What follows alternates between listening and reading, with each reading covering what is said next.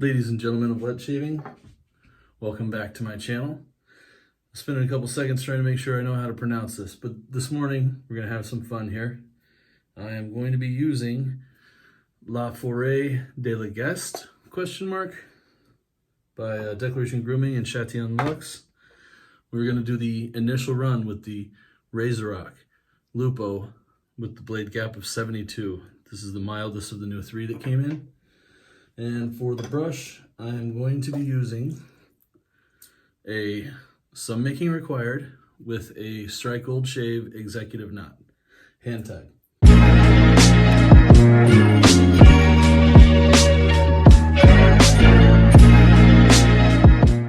And we're back. So, got the lather all formed up here. I did this one in the bowl because I wanted to kind of put the executive knot to the test. Typically I don't use the bowl for hand-tied ones, but this was part of the reason that I got this. I kind of let Frank know that that's what I was looking for, was a hand-tied knot with no frills on it that I wanted to be able to just terrorize in the bowl. So that was part of the plan right off the bat. And what else? Okay, so I'm just going to work on getting this going on first. I think I had...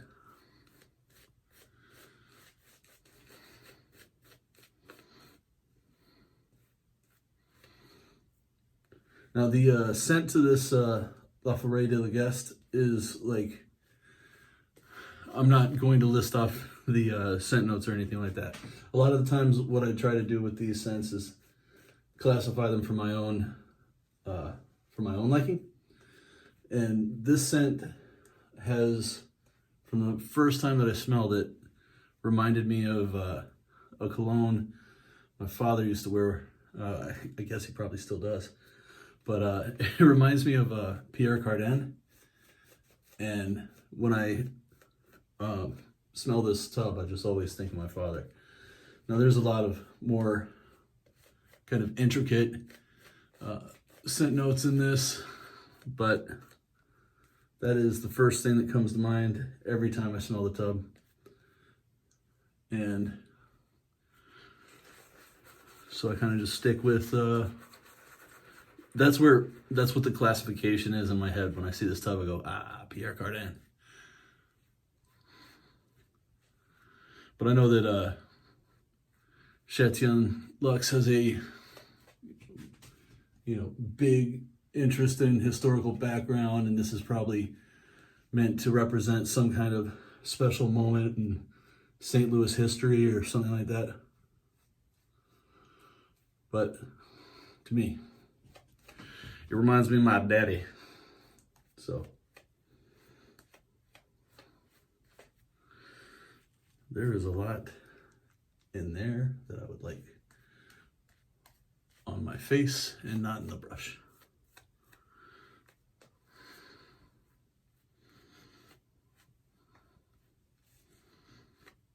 Now this is only a 26 millimeter knot, but it's big. Like it's a really full knot. So the stuff behind the Lupo we'll talk about a little bit as I'm kicking here. Now apparently the biggest complaints that Razorock had on the original Lupo, the stainless steel Lupo, was that DLC coating created some drag on people's faces. So that was also a more expensive process, and so they decided to streamline it, get rid of that, and make it available to people. I believe that COVID really threw things off, because before COVID and the lockdowns really kicked in, I saw, I believe it's Mike from Razorock making a lot of, he was pretty public about the fact that they were coming out with this, and so it was no secret, but everything just stopped, and there was like maybe 6-8 months of nothing as far as any updates on this. So the 0.72, as far as I can tell, they still won't say precisely what the black one was set at, the DLC coded one. But because all the wording that's been used is very kind of precise. It's been like the 0.72 is essentially the same, not the same. Now the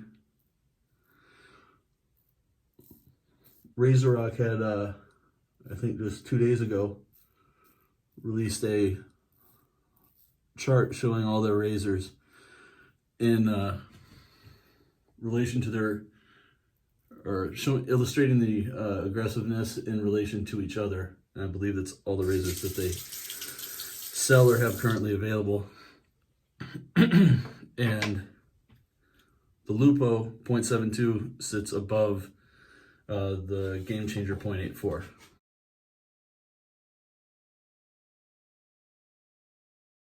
Which is surprising. This is incredibly smooth.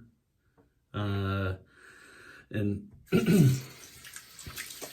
would have thought this feels smoother than the 0.84 to me. It feels like it's got, I mean, it does have a smaller blade gap, and it doesn't feel, when I look at it, like there's a whole lot of blade exposure, although it's clearly positive.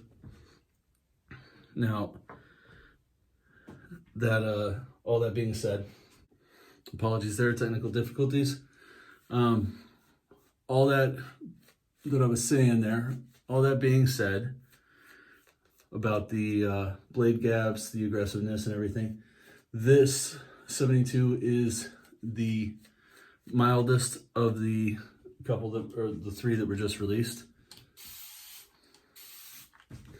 And so the next step up from this, well, it's basically a combination of two different blade gaps. So from here is a dual comb, which is going to have a open comb 72 side and a straight bar 95, and the and then a straight closed comb 95 model.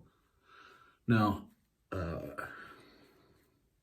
think I brought up Razorock's chart. I'm going to try to either link it or get a little pop-up someplace in the screen here.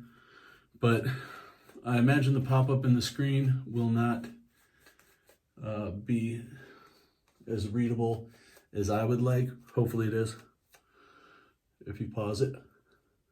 And it'll just show the aggressiveness of the different razors. This knot is incredibly nice.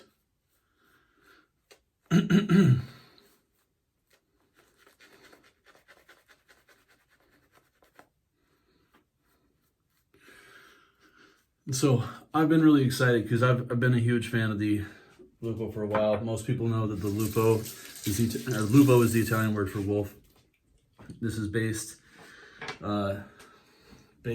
inspired by the Wolfman WR1, and the goal here was to do away with any blade tabs, to make sure that it was very precise CNC machined, and make it available in a more attractive, at a more attractive price point. I feel like they, having not tried a WR1, my Wolfman is a WR2. This is one of the better razors. This is probably my favorite razor under $100. Not this particular one, but the Lupo. I've said many times the aluminum Lupo was the best budget razor of 2020. The stainless steel Lupo and DLC seemed to be, even if it wasn't, like I said, I still don't know what that blade gap was or is, or what the coating did to it. But was a fantastic razor. I'm actually looking forward to doing a head-to-head with these tomorrow. And this versus the DLC. But this does not feel more aggressive than the DLC by memory.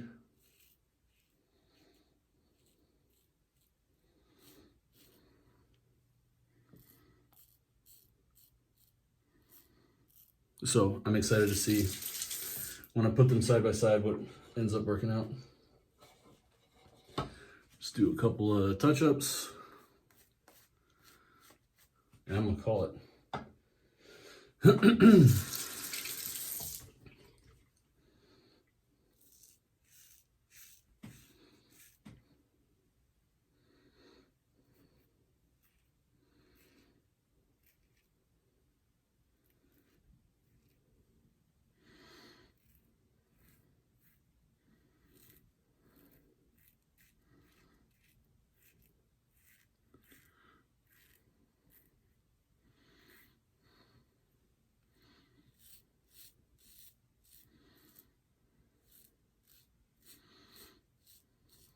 Trying to look more into the camera.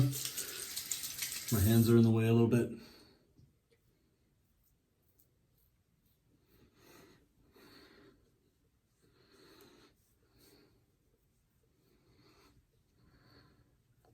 All feels nice.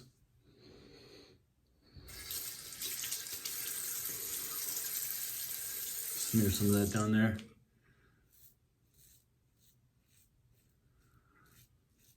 Every time I think I'm done, I find something. So it's always just worth it to do. Without irritating it, it's always seeming worth it to just do one little double check. Okay, that was a fantastic shave. If I didn't mention that before, this has got a Nasset second use. That's rinse off the face. Ooh.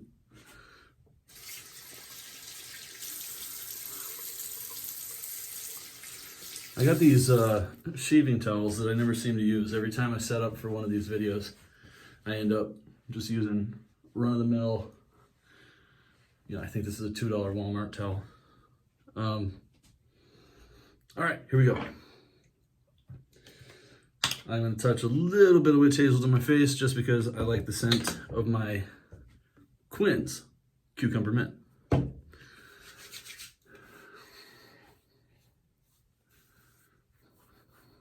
Love that scent.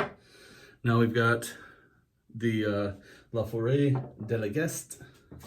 Hopefully, I don't know how I'm pronouncing it versus how it's intended. And then give this a little shot.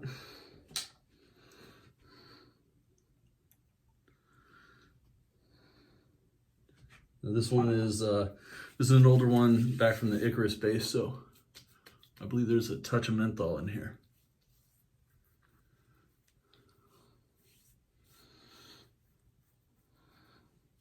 Yeah, I can feel that cooling. It's so funny, man. Every time that this always happens with the Chatillon Lux branded toners or aftershaves. I can smell it from the bottle, and then I put it directly on my face, and something always like a little earthy, not like not floral and not fougere or petrichor, but something a little earthier kind of comes out and just kind of gives it like a more natural scent than I anticipated. So this was really cool. Let's see. That's it. I love that Lupo 72. I can't wait to do the side-by-side tomorrow. And I'm going to run through. I ended up getting all of them, so that's what I'm going to do for the rest of the week. Try to get back on samples tomorrow. Thanks everybody who watched. Thank you for stopping by the channel. Hopefully I'll see you guys soon.